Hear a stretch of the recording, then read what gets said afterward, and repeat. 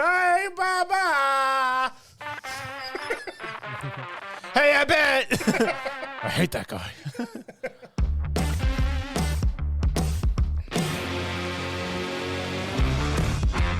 I just remember the Looney Tunes had the two cats that basically like parodied them.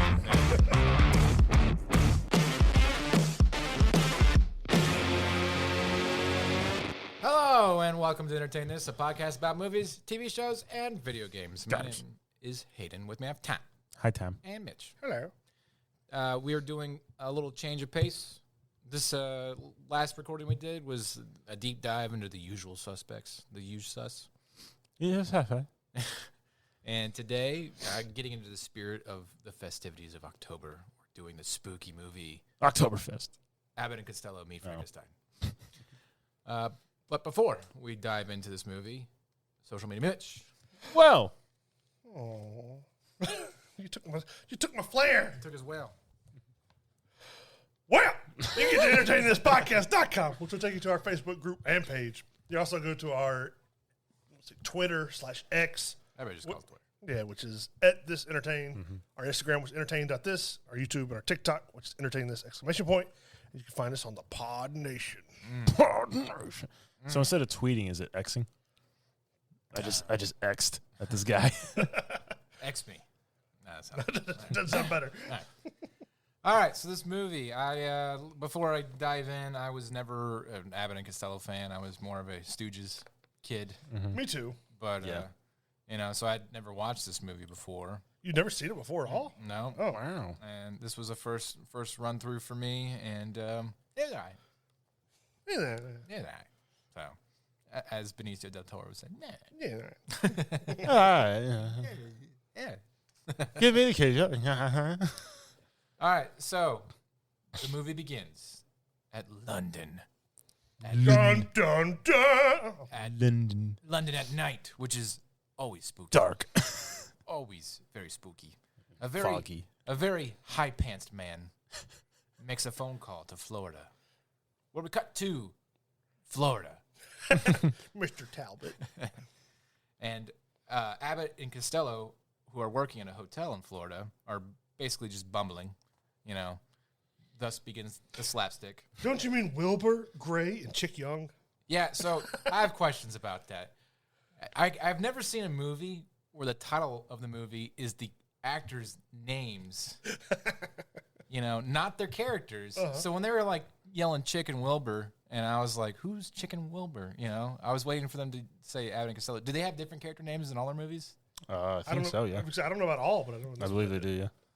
I But it's like that. They were the team Abbott and Costello. Yeah, well, for purpose of my notes, I did not call them. You didn't differentiate? They are Abbott and Costello. So, anyway, so Costello fails an IQ test by yanking a bag at the bottom of a stack of luggage. Like, come on, guy. It's right there.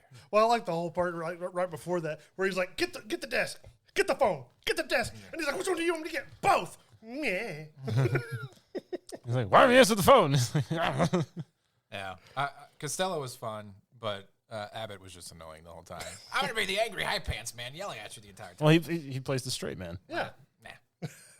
Anyways, Sandra, a babe, which you can tell because when they do her close up, it's all blurry and pretty in the background and stuff like that. And you're like, oh, The background doesn't matter. Just look at her. I'm supposed to like this lady.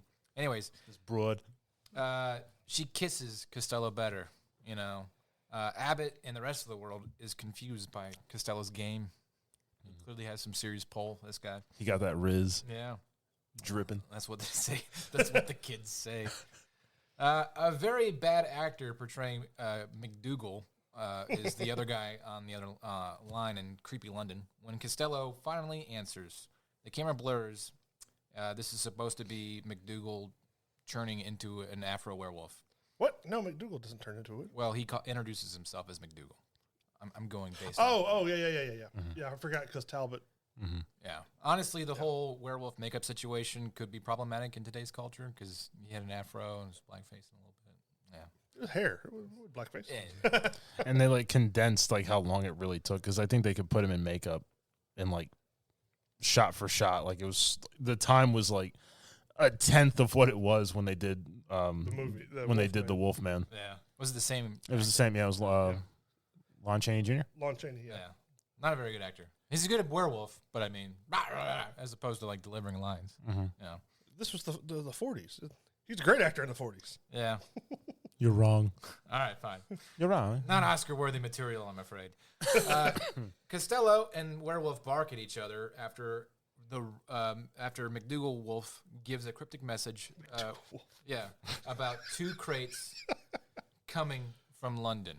Mm-hmm. An angry man who sounds like Adam Driver's great-grandfather is at the reception of Costello's lobby and explains that he is the real McDougal and demands the crates. He did look like Adam Driver. And he was like, "Oh, where's my crates?" I need it for my House of Horrors. Yeah. Yes. House of Horrors. McDougal's House of Horrors. For some reason, The insurance- real Frankenstein monster and the coffin of Dracula. I bought him on auction. We learn of Abbott and Costello's names in the movie, which is Chick and Wilbur. This is the point where I get frustrated about that. So, yeah, and I made a little note about that, so there you go. Mm-hmm. So far, we've met a Wolfman, but apparently he's not important enough as Frankenstein, because that's the guy that gets the title card, so which kind of threw me for a loop, too, especially since there were so many other monsters in there. Yeah. And Frankenstein's not that important in it.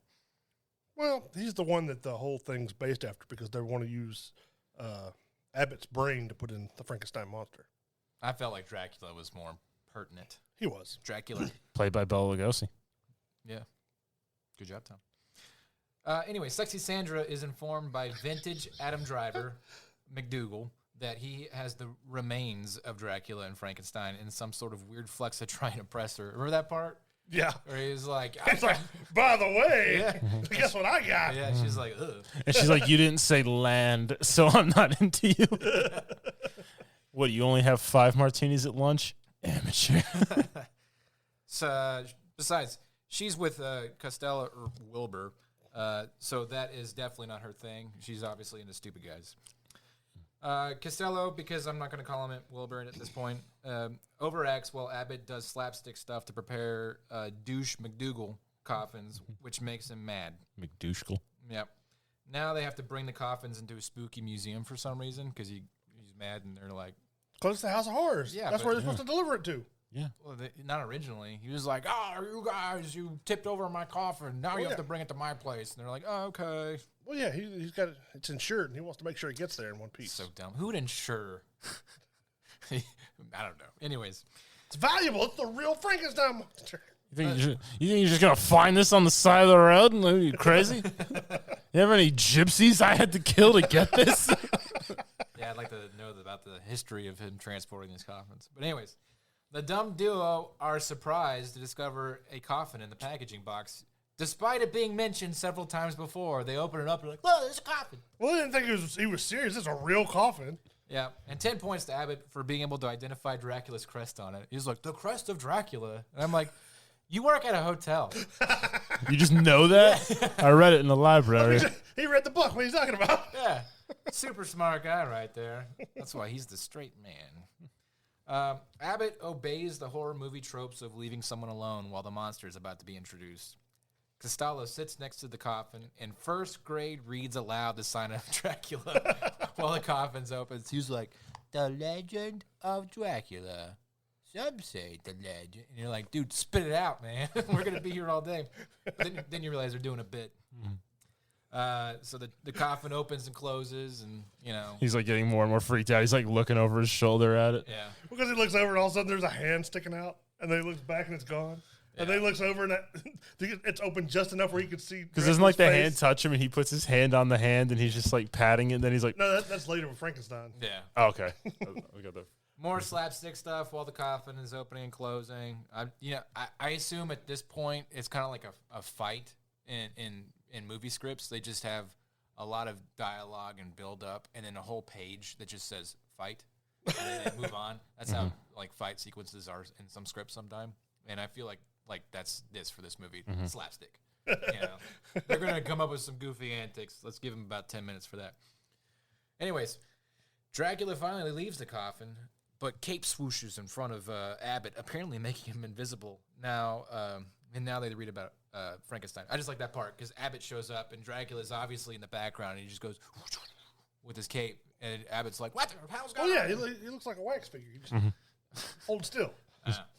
If I don't move, I'm invisible. Not the most observant individual. Everyone knows white people's vision is motion based. I've learned to move imperceptibly slow. Anyways, they move on to reading about Frankenstein.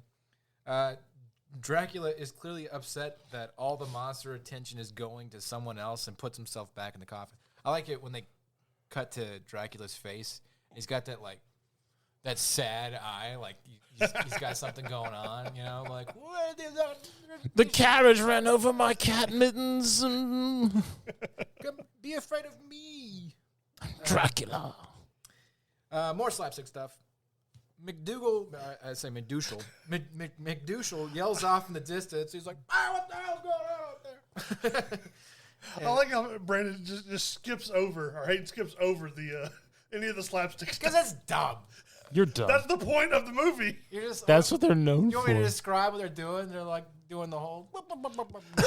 Like he Yeah, goes- don't do the Mitchell. Go beep bobbity boo. Well, he's like going to open the crate, and like before he touches it, you hear the creak, and he's like, "Hey, check." He just keeps calling him back, and he's just like, "What?" And it's like nothing's going on. You heard that, right? I was like, he's like, "Yeah, you were opening the coffin." He's like, and doesn't say a word. He's just like, Scared. I was counting on you guys for that part. So And then in the background, you see Dracula like lifting the lid, and then when they stop, he closes it back. because Tom and Mitch are basically Abbott and Costello, respectively. They're like the modern day version of it. So Okay. I've been called worse. so you just accept those roles. Yeah, why not? Anyways, more slapstick stuff. Moving on. McDouchel yells off in the distance. Costello is left alone again with in Ninja Dracula because he like comes out of the coffin and he's got the ninja mask on. You mean his cape?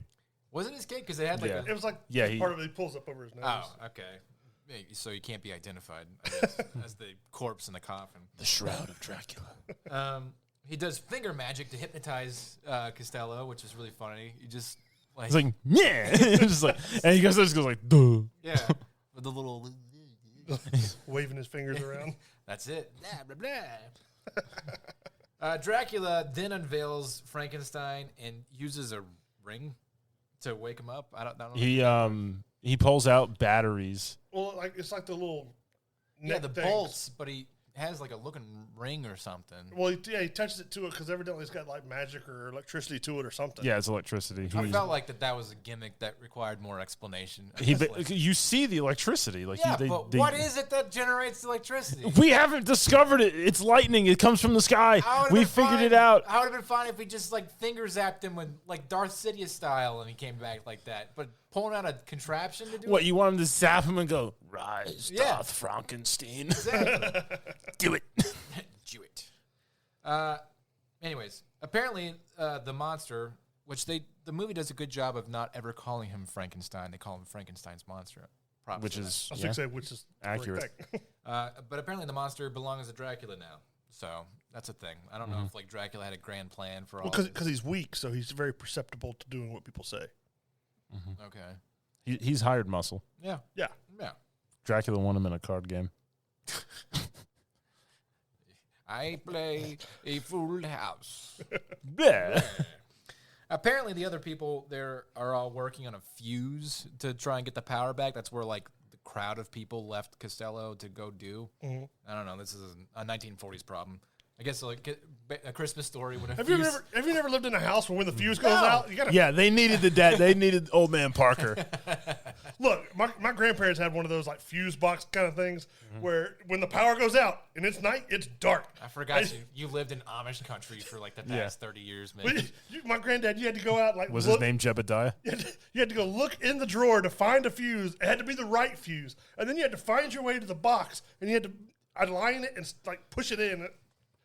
Well, that was it's a a process. big fuse because like he pulls out this like tube, like Edison, delivered it himself and puts it into this thing, and I was like, that's a fuse. Well, I mean, for a big building, yeah, like because Yeah. like my grandparents' house, it was like a 50-cent piece size fuse that you had to put in. Yeah, that was a big building. I couldn't Big old fuses. I couldn't live in the 1940s. Big old fuse.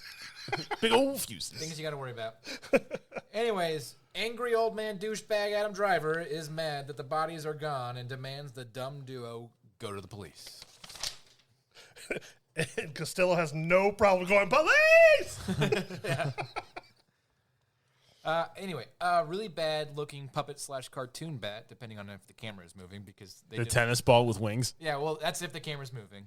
If it's a cartoon, they couldn't figure out how to animate a cartoon while the camera's moving, so it's a very still shot. The 1940s. I'm still. This was criticizing. magic at the time, Hayden. I just like how. Could you imagine going back in time and showing them Star Wars? People's heads would have exploded. I just like how Bela Lugosi holds his arms out, and it's just like the crappiest morph Into the bat. Yeah, and tweets away or whatever. People would lose their minds if you showed them a Disney animated movie. So the bat flies to a scientific lab castle. Mind you, this is still Florida, so apparently they have actually looked up. It's in the swamp. Yeah, I actually looked The up. Everglades. I was like, are there any castles in Florida? And the first thing that popped up was the top 12 castles in Florida. There's 12? There's apparently more than 12 because There's enough to do a top 12. Yeah. So I was there's at thinking least I was thinking medieval times at best. Yeah, so there's at least like 13. yeah, not even a small amount to have a top 10, but apparently you have to have a top 12, which is an impressive list. There's a lot of castles in Florida. Were any of them real castles or were they just homes?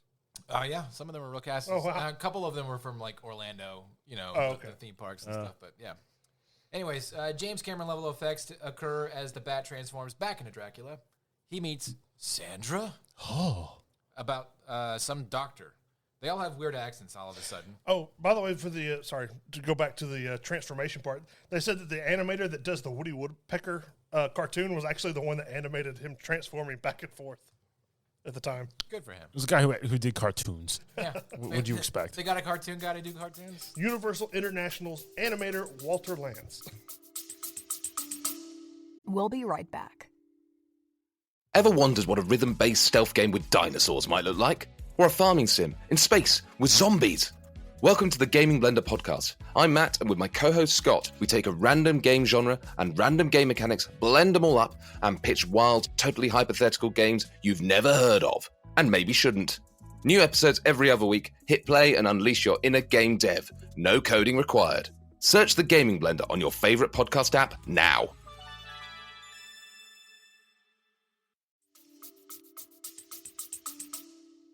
Little Walt Lance. Finally made it. Walt's Lance. Come to find out, Sandra is the new doctor who works on Frankenstein's monster. Good for them. Being progressive, women can be doctors too, especially in the 1940s. Is her name Sandra Frankenstein? Frankenstein. The dumb duo mentioned that they were in jail, but Sandra bailed them out. More slapstick stuff. Moving on. Werewolf Man shows up and introduces himself as Lawrence Talbot. Is that the character's name? Lawrence Talbot. Yes, Yeah. Talbot. All right. He confirms Costello's side of the argument about the monsters being real. Dramatic zoom in on Lawrence as he poorly acts his way through his story about the moon rising. Apparently, the moon always rises. It's always a full moon in the 1940s. I don't know. I don't know. Yeah, because I'll be changing into a wolf. yeah, The moon rises. yeah. I get pretty rowdy myself. He has Costello lock him in a room, but Costello brings him his bag that he forgot. However, the werewolf has already transformed. That was a quick transformation, I'm just saying. It was.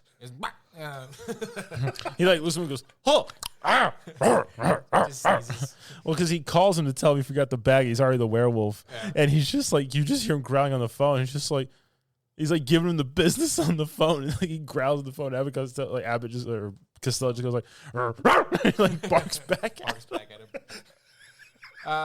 As Costello's in the room and the werewolf has transformed. Lampooningly awful attempts to kill him. Yeah, Costello doesn't seem to notice the werewolf terribly missing him as he lunges around the room. I mean, like full force, just like running where he is, and Costello just takes like 2 steps, he just goes flying just, by. like, shreds a coffee table and he's like, huh? What was that?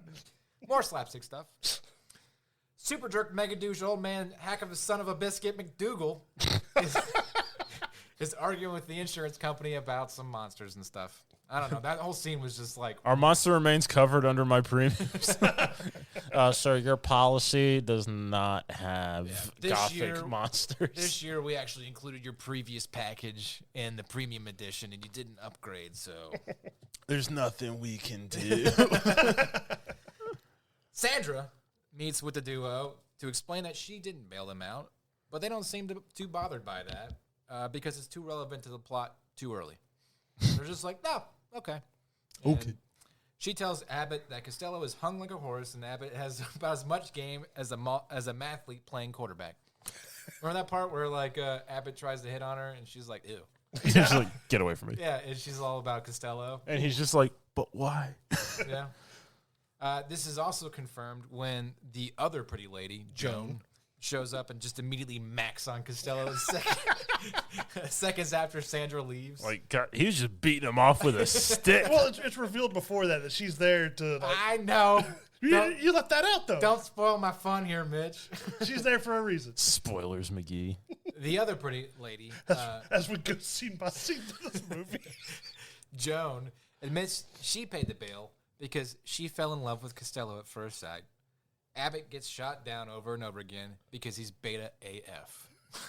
Dude's going to kill himself. I like when Abbott pulls Costello over to the window and he's like, "Here, let me see you in the light."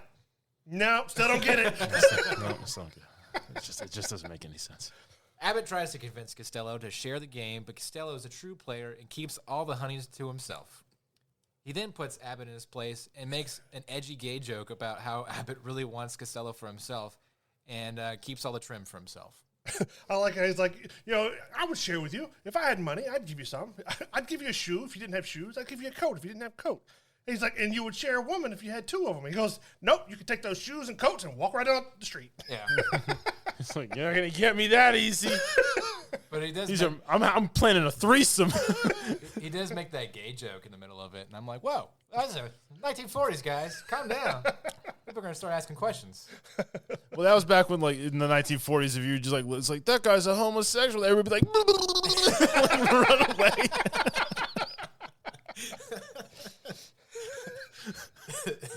And then they kill themselves. They hike their pants over their nipples and run home. All right. Abbott tries to convince Costello. Oh, wait, I just read that part. Anyways, it must be my boy Costello's high pants because that dude does hike him up pretty high. And that must be the game changer for him. I don't know. The dude would check on Talbot. Yeah. He's shredded the hotel room. And Definitely not getting the safety deposit back. He tries dramatically to explain that he is a werewolf. Nobody cares. They're just like, they're just like, okay. All right, cool. That night, they row to a spooky Florida castle. Costello doesn't hide the fact that he's got two girls from each other. One on each arm Yep. as he walks in. And they're just like eyeing each other, just like. But they're fairly okay with it. I mean, Yeah, I don't know, It's like competition, like which one, like they're just eyeing. It's just like, I guess we're gonna do the threesome later. because he knows he has plenty of daddy. Mac Daddy. Yeah. I mean, who knows what's concealed in those hiked up pants? Because Costello knows his pieces have plenty of daddy Costi to go around. That's my line that I try to work out. It's not funny now. Now you say it. Yeah. Talbot calls randomly with plot devices. You remember when they're in the castle and he just like knows the phone number and calls? Well, of course. calls All the monsters are on speed dial. Yeah. No. He didn't call it directly. He called the operator. Oh, okay. And said, patch me to Scary Castle. She said, which one? She said, the one the movie's happening at. And she went, okay, stand by. Yeah, he tries to explain a whole bunch of stuff. Yeah. And they just don't care. It's just like all over their heads. But he does convince my man Stello that Dracula is in his house. So the duo decide to search the house for some reason. And, of course, the castle has a dungeon. I like how Costello opens the door and he looks, closes it back. And Broom closet. Yeah, he goes, broom closet. Closet, huh? Yeah, it's like got like acid pits and chains. You hear somebody. So they explore the dungeon. Of course, there's a secret from brick door separating the two at some point, like a Scooby-Doo situation. Yeah. Where somebody leans against the thing and it turns him. Put the candle back. They're only mildly upset as they explore a spooky dungeon. My guy Stelly goes into a secret room with Frankie's monster. My man C-Still sits on his lap to display dominance. He's going to be attacked People by... are so confused by what's going on right now. Yes. I'm confused, and I've seen the movie. I'm trying to make it more entertaining than it actually was. He is going to be attacked by Dracula This movie didn't need your help. when he battle roars in his face to distract him to flee to Albert. Remember that part where Dracula kind of confronts him and he screams like a little girl? Ah! You know, and then he just runs through the foam brick trapdoor thing. You remember that part? All right. I think I do. Okay. I remember, what's his name? Costello sits down on Frankenstein's lap, and that's when he finds his hand. He's like patting it, and then he realizes that's not his hand. He like, looks at it and just goes like, looks at his own. He's like looking back and forth and goes, not the same. Scooby-Doo secret door slapstick bits ensue. That's about 15 minutes right there. Joan and Sandra are in the bathroom pooping. Doing it. I said pooping. And Powdering their noses. they're hating on each other. They snoop at each other's stuff and then You got leave. crow's feet, you dirty. And then they leave like their best good friends, women. Yeah. They're Back out in public. Yeah, they're cycle synchronized in that time. And it's just like, we're friends forever. Because they're the only other women in the movie, so they have to hate each other. They leave and go, hate you. HFF. Dracula arrives at the party cosplaying as a Hugh Hefner character because he's got like a bathrobe on. Dracula with a bathrobe was all it looked like. Yeah. Smoking jacket with the ascot. It's just like, blah. Apparently, the only person with more game than my boy Costello is the lab assistant who banged the producer to get in this movie. He steals Joan, and like a defeated lion, all the other lionesses lose their interest. Now Costello has no strange. Remember that part? No. Yeah. Where like the I'm not sure what you're talking about. the lab assistant, you know, like Did he really bang a producer to be in the movie? I don't know. His character had no purpose. He's just there, and They just went, tall, handsome guy. Yeah. This guy. yeah, you gotta make Costello look goofy. So you're gonna be the guy that takes all of his thunder. But it wasn't for his own good because it's at this point Sandra, that whore, was plotting with Dracula to kill Costellosaurus for experiments. I try to come up with new names for him every time. Sandra fights with Dracula about what to do with my boy Costello Lama Ding Dong, and he hypnotizes her with his constipated gaze. Or Dracula's dead. Also, you can see his reflection in a mirror at that part where he bites her. Yeah, it's like they started framing it where like, oh, they're trying to keep him out of the mirror, and they just like gave up. I forgot. They're like, there's just no way. Like, just move the mirror. No, Yeah. no. No, I can't do that. We can't. That's heavy. The duo go to see Wolfman and wear wolf masks for the party. A tad insensitive to his disability, but guess what? It's another full moon. Wow. Yep. He begs them to lock him into a room. Instead, they go search the woods. Dracula comes with slave Sandra to party and try and kill my boy Sea Dog. Slave Sandra takes Sea Willie off to convince him and run away with her.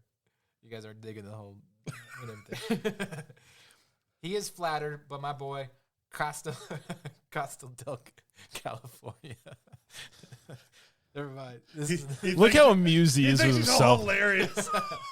Hayden, He's just comedy confusing. writer. He's like, I could be on SNL. Yeah. He has got more game to play with than that and tries to let her down gently because he's a G. She tries to hypnotize my boy Seesaw with her woman devil vampire magic, but he's too alpha. For some reason, they look for Joan. You just sound like you're trying to be really hip. I know. But he was on Urban Dictionary looking at the newest entries. It's like, hang on, what are people wondering what words are now? I got tired of writing Costello. And so like I just started shortening it and I was like, all right, let's give him goofier names. And then it just kind of got out of control. Are you going to do like an ultimate meta joke and call him like Declan, like McManus? Yeah, at the end it gets kind of goofy. For some reason, they look for Joan.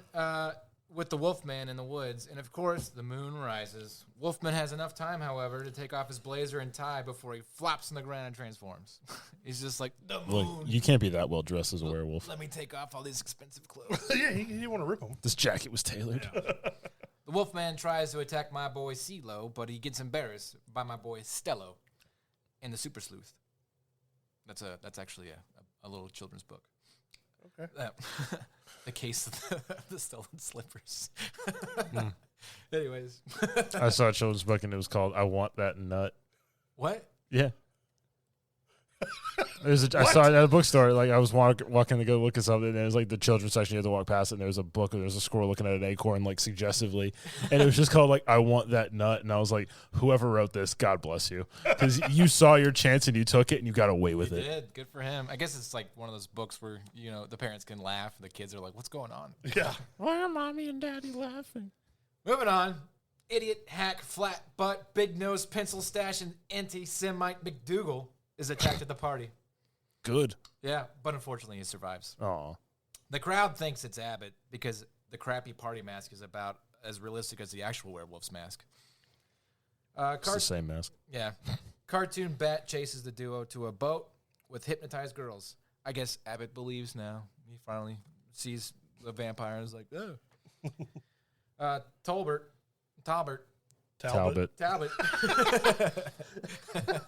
It's only been 30 minutes. He wakes in the woods, looking pretty good, to be honest. I mean, after having a body transformation, his hair's still done. Abbott and the Wolfman team up and run around the studio-built swamp from Men with Dogs. You can tell it's like a studio-built swamp, like the fog on the water and stuff like that. Very fake. Anyways, It's dry eyes. Yeah, dry eyes. They decide to rescue my boy Costello Lupia, who is held captive in the Florida castle. My boy Costello Tenople is That's your best one so far. locked up in Florida Castle's dungeon. He tries to pull his game to save slave Sandra, but to no avail. As she explains, she will harvest his brain and put it in the monster. The handsome lab assistant, who we all forgot about, anyways, he confronts Dracula about something, and slave Sandra beats him over the head with whatever those clowns use in the cartoons to squirt water on people. Remember Seltzer bottle? Yeah, seltzer bottle. She just grabs it off the wall and just beats him with it. It's just there on the wall. It's like in case of inconvenience. Yep. Well, they didn't have fire extinguishers back then, so this was taken. No, they had the seltzer gun that went. There's a whole little to-do where Dracula's just like, yes. And he approves of this assault. Yeah, hit him. Kick him. Give him the Robert De Niro. Abbott and Wolfman wait till nighttime to go to Florida Castle because they're dumb as pigeons. I mean, why would Dracula's you go? only active at night. Yeah. Why don't you go during the daytime? And the Wolfman. He read the legend. He must know. Well, I'm going to take the other monster with me, but I'm going to wait till nighttime.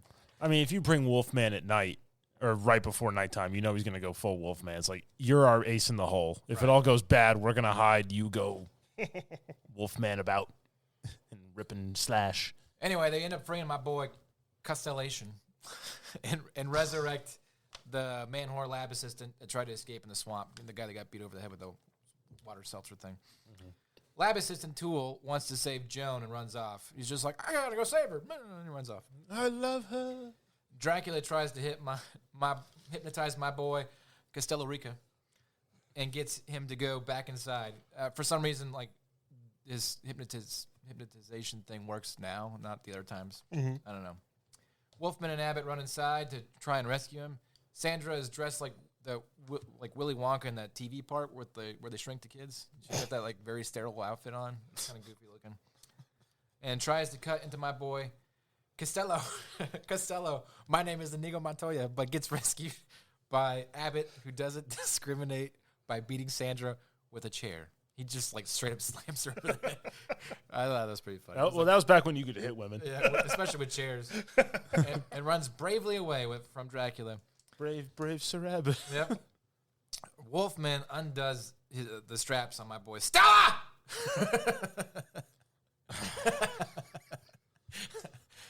All right, these jokes aren't lame. It looks like That was the best joke so Yeah. far.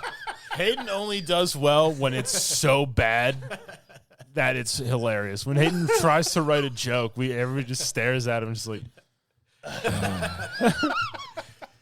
Anyway, he looks out the window. The Wolfman looks out the window. To his surprise, it happens to be a full moon. Dracula shows up for some reason, and Wolfman wants to fight him. And Dracula's afraid and runs off. The Wolfman chases after him. Everybody knows Wolf beats Bat. Does it? Is there like a rocks, paper, scissors thing for that? Oh, yeah. All right. The monster breaks free and grabs Sandra's slave, the Sandra slave, and just yeets her out of a window. Yeah, I remember that. I was like, okay, so he is a bad monster. Now we're killing people. The duo runs away and bumbles around Florida Castle from one monster into another in true Scooby-Doo fashion. Wolfman chases Dracula out into the balcony, where Dracula turns into a cartoon bat. And then the greatest midair tackle, where he's like, "Row!" It's just like, yeah, I say Wolfman turns into a dummy and just grabs the bat, ragdolling into the rocky water. It's like he grabs a tennis ball covered in fur and two dumb wings on a string, and he just like runs and spear dives it and just go like, "Row!" Disappears. Remember The Fugitive? Yeah. Where Harrison Ford jumps off the waterfall. It's the most obvious dummy. Yeah. That's what it looks like. As it flops to the We hear the wolfy howl. the goofy howl. All right, anyway. Apparently Dracula's dead because Joan is no longer hypnotized at this point. She just like comes out of it. It's because midair. Wow. I guess that's like Dracula's weakness is Death. Well, falling into a ocean of water. I don't know. I thought a stake had to go through his heart. Not in this movie. Or teeth. The duo run to a dock where that no-good, lint-licking, crouton-crunching, doesn't cry when Mufasa dies black licorice-loving dickweed clan member McDougal is waiting with a gun. But sees Frankie... Merry Christmas! Holy... Where's the Tylenol? But sees Frankie's monster and jumps in the water like the pussy is. Remember that part where he's got guns, they just run past him, and he sees Frankenstein stumbling at him. He's just like, ah! And just jumps in. Everybody's... Ah! Doesn't shoot at him, nothing. Just jumps in the water. The duo get away while the monster throws some random stuff at them. The community college frat boy lab assistant lights the dock on fire because that's like the only good idea anybody had. For some reason, Frankenstein's monster isn't scared of fire all of a sudden. In fact, he just walks into it. Like, I thought that was his thing. He's terrified. He probably looked around and went, there's no way out of this one. There's too much. He just gives up and dies in excruciating pain. Yeah, for a comedy, it was pretty intense. The movie ends with my boy Stella Maris Polytechnic University. That was the only thing I could find. Yeah, and Costello con carne over here. Scolding Abbott about never believing him when the real monster of the movie shows up, proving he was there all along, the whole time. The Invisible Man. Where you just see like the cigarette in the match. I'm the Invisible Man. They're like, "Whoa!" And they dive off the boat. Yeah. End of the movie. So the Mummy was supposed to be in this movie also, but then they took it out at the last minute. Why? Because they wanted all the monsters. But instead, there's an Abbott and Costello meet the Invisible Man. Abbott and Costello meet the Mummy. Mm-hmm. Oh yeah. Yeah, I love this movie. It was I was shown this when I was like a little kid. It was fun. This was my introduction to like Dracula and Frankenstein and the Wolfman. Yeah. Before I saw their respective films.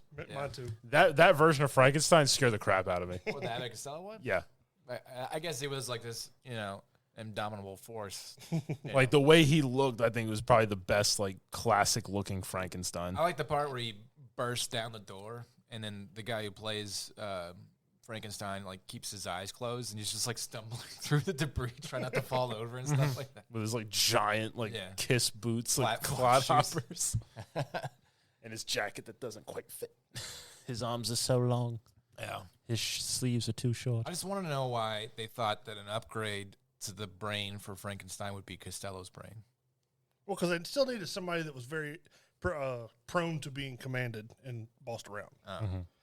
They needed him to be smarter, but not too smart. I'm pretty sure they explained that in the movie. Did they? Yes. So Yeah. They picked the dumb guy. Yeah. Okay. I was too busy writing, probably. He was too busy giggling while writing his dumb jokes.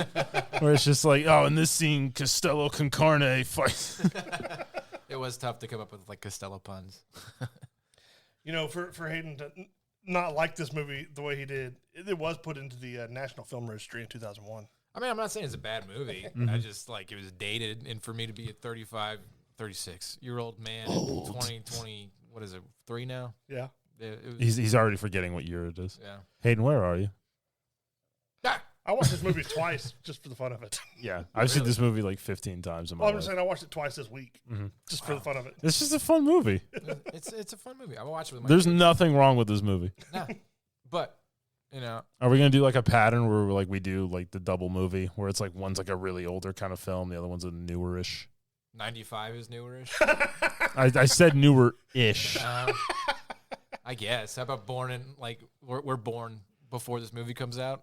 Yeah. You know, and then, like. Movies in our lifetime, movies before our lifetime. All right. Yeah, Movies of our times. we can do that. There's a thing. Yeah. We just did it. Maybe.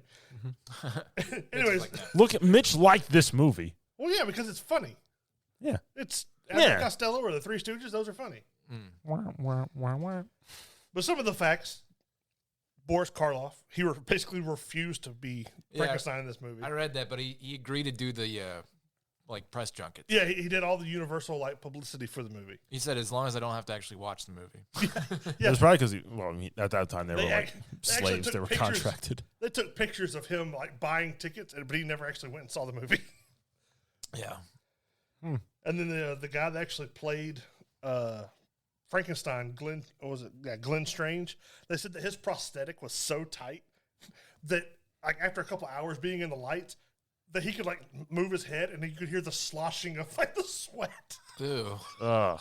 because the prosthetic was so tight that the sweat wouldn't get out. Yeah. Ugh. They didn't put like a little poke in the back, like a drain. I know He's leaking. The monster leaks. that, and actually to begin with, Costello completely refused to do the movie as well. He's quoted as saying, "No way I'll do that crap. My little girl could write something better than this." And then they offered him $50,000 advance, and he said, "Okay." Okay. And at that time, that was like a lot. Yeah. That was like as much as like the state of Arkansas's like gross domestic product was. I think it's funny that, like, the goofiest, funniest, friendliest character is, like, the most problematic one. Yeah, he said More money. he said the only way he did it was because they gave him a $50,000 advance, and they changed the director to Charles Barton. Why? What does he want that guy? Evidently they were friends or something like that. Oh. But I mean, they were more renowned as like a comedy team that Yeah. was more like stuff that they wrote, clever stuff Yeah. this for was, the time. this was also Bela Lugosi's second time being Dracula and his last time being specifically Dracula. He played other vampires and stuff like that, but never played the role of Dracula again after Wasn't this. Plan 9 from Outer Space? Wasn't he he died being Dracula in that movie? No, he's not Dracula. No, he's just a vampire. Just a vampire? That's the stupidest piece of crap. Dumb, limp-wristed. Yeah. And it was Bela Lugosi was in it. I want to swear, but it's like that movie was just so bad, and none of it made sense. And then they were talking about, the scene where McDougal confronts Costello and he like knocks him through the board or whatever. They were supposed to hit him in the chest, actually hit him in the face, and knocked him through the table or through the door that it wasn't supposed to happen that way. They probably had it coming. But they were like, it was good enough that they just kept it in there. It was good though on the camera. Yeah. Happy accidents like that always look better on camera. But yeah, this movie had a budget of $800,000, and it made like $4.8 million at the time. Wow. So it did pretty well for A lot of the money. time. That's yeah. 40s money. Yeah. That's like $2 trillion. I know. And Billions of dollars. other than one scene, everything else was made in the studios. Yeah, you could tell. It was made. The one scene was they used Benedict Castle in Riverside, California. Oh, yeah. Not Florida. Not in Florida. Florida. Apparently, Florida had a lot of castles. I guess they just didn't want to go over I'm there. shocked that Florida actually has castles, let alone that many. There's a lot of castles. I learned a lot about Florida. Yeah. Yeah. Also, legend tells in the Everglades there's a very large alligator with a kitchen knife stuck in its skull, and if you pull the knife, you become king of Florida. The Florida man. 485 men have lost a hand, including 2 midgets. Okay. Sure, why not? The legends of Florida. But yeah, I mean, I always really enjoy this movie just because It's just I like such a fun. slapstick It's such a comedy. fun movie. Yeah, just like the antics. Like I'm like, all right, we're in the slapstick mode. Goofy stuff ensue. Yeah. And then the Well, yeah, to you, Mr. Artur, it's like you hate it. This is kryptonite to you. no, I don't mind. To the masses of people who watch films like this, I don't have to think hard. I don't have to pay attention to the plot. It's slapstick, which is always funny. The dialogue is entertaining. Everything about the movie is geared to be just entertaining. I don't mind slapstick. I just think that when you're like, all right, slapstick time, go. And then they just give him 15 minutes to goof around. And you're just like, all right, we're coming out of it now. Go back to the story, you know.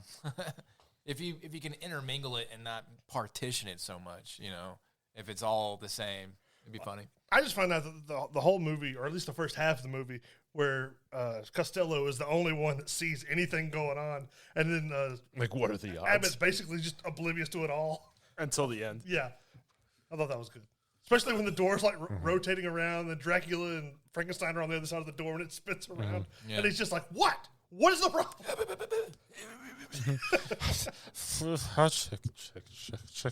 Check. Reminded me of Home Alone. Where with the spider.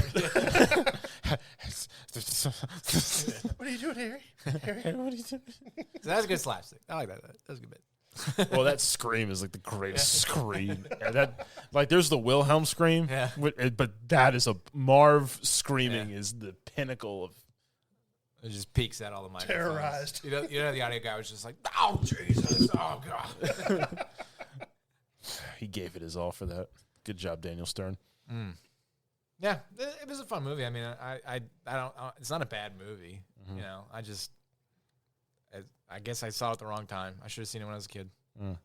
We should watch The Thin Man next. The what? The Thin Man. What is a Thin Man? Thin Man. It's a. I don't know if you said Tin Man. Say it again, Tom. The Thin Man. Thin Man. Can you not say that a little bit more, please? It's a comedy drama or dramedy. Like kind of like Usual Suspects, but not nearly as in depth or as intense. Right. But to be honest, the twist at the end is actually kind of like, oh, it was him. Is it the one? Is it like a '70s movie? No, this is like the 30s or I something. think they remade it. They probably did. So This is like William Powell and like Myrna Loy. yeah. But they were so believable, like on screen chemistry that people actually thought in real life they were married for years, and they were just like, no, like we just did the movies. They did like a whole series of them. They were boning. Probably. I think you'd like that movie more than this one. Yeah, I like the. There's some sort of like fun, kind of cozy feeling about studio-based production movies where everything's contained and just easy, you know. And you're just like, look at these people making a movie. Look at them go. Good for you. They're living their lives. Yeah, but yeah. So, all right. Back when a studio just cranked out a film in like 2 weeks. Yeah, they would. They have like you in some movies you can hear like the background of like action. Another scenes, movie because it's like right next to it. So Yep, they said that this movie was next to some kind of mermaid movie where that like people touring the set would constantly see the people dressed one as a mermaid and Frankenstein sitting there eating lunch together. They're just hanging out. It's like Dracula's asleep in a wheelbarrow smoking a cigarette. He's like, it's like, what film are we doing? I have so many questions. There's a prince, a mermaid, Frankenstein, a vampire, and a guy in lederhosen. I don't know what's happening here. if you have a coffin, I wouldn't sleep in a wheelbarrow. Say it. Well, the coffin was expensive. Oh, It was handcrafted. I've taken a nap in a coffin before. I hear it's very It's comfortable. very comfy. It's cushions on all sides, man. It's very peaceful, huh? Yeah, it's like a noise deprivation tank. It's really nice until you start hearing that. That's the a dirt fu- being piled on That's a top. future me problem. And you hear somebody go, and you just go, I really hope it's my wife. Well, it was a good movie. All right, well, if you enjoyed that, if you have any other movies that you want us to do a deep dive into, I promise I won't do as many puns and jokes. In this one. Didn't land as good. So, but- Hayden You spare us. Hayden slowly came to the realization that his comedy writing just isn't quite there yet. As he progressed. to be fair, But you know how you get better? You keep writing, Hayden. You try again next time. I wrote it really rushed at like 3:00 in the morning, very tired. So that's what happens. Excuses. So, but anyways, if you want more movies, hit us up on our social media. We can even let Mitch do something. All right. Yeah. Goodbye, for Rich. Bye. Goodbye, Mitch. for Tom. Bye, Tom. Goodbye for me, and goodbye. Goodbye, Hayden. Every time. And for no reason. You're a menace.